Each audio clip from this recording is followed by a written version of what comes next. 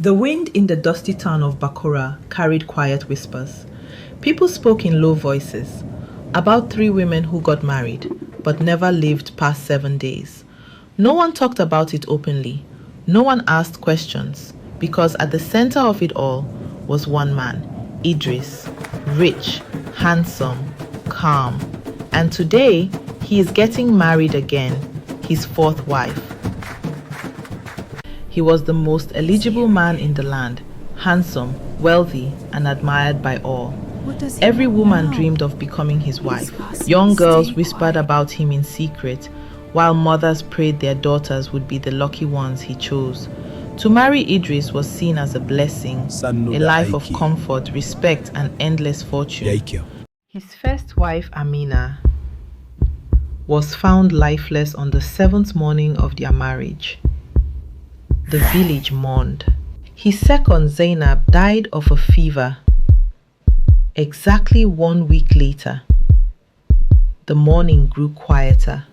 By the time the 3rd wife, Mariam, never woke up on the 7th dawn, the village stopped mourning and began to fear.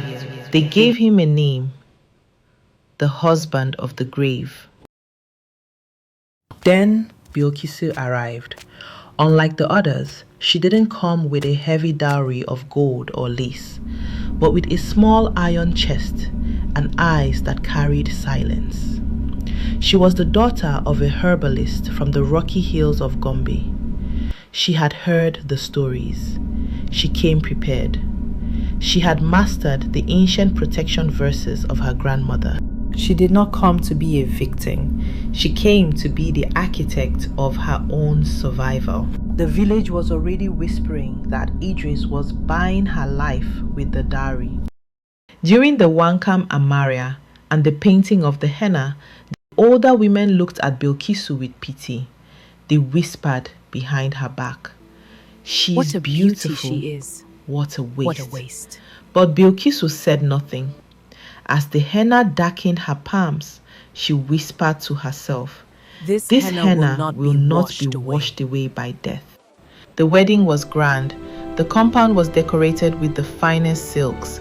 The music of the algaita filled the air, but the food tasted like ashes in the mouths of the guests. The guests were sad, wearing fake smiles, whispering to themselves. They watched the couple and counted the hours.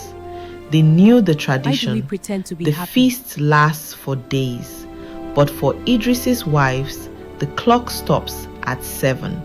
That night, Bilkisu pretended to be asleep.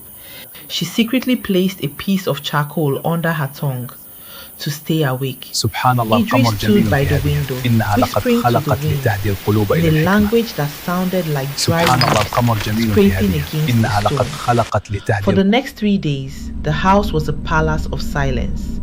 Idris was a ghost in his own home. He didn't touch her.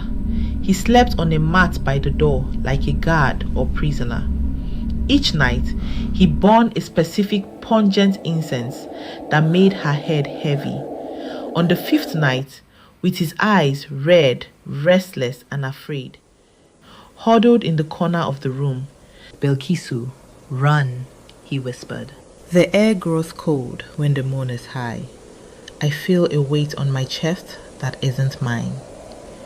"Bilkisu, run, Bilkisu, run! I beg you." Bilkisu only smiled and replied, "A lioness does not run from a shadow." Flee from a shadow. She spent those days painting intricate patterns on the door frames with the black seed oil. She wasn't just decorating, she was sealing the room. That night, the wind outside didn't just howl, it screamed her name, clawing at the mud walls of the compound. Then came the 6th night. The air in the bedroom was thick as soup. The oil lamps flickered blue. Idris began to speak in a voice that wasn't his. A high, screeching, feminine voice. Bilkisu didn't move. She took the cooker extract, forcing herself to stay awake. And then she saw it. Idris's shadow detached itself from his body and began to pace the room, its fingers elongated, reaching for her throat. The atmosphere grew cold.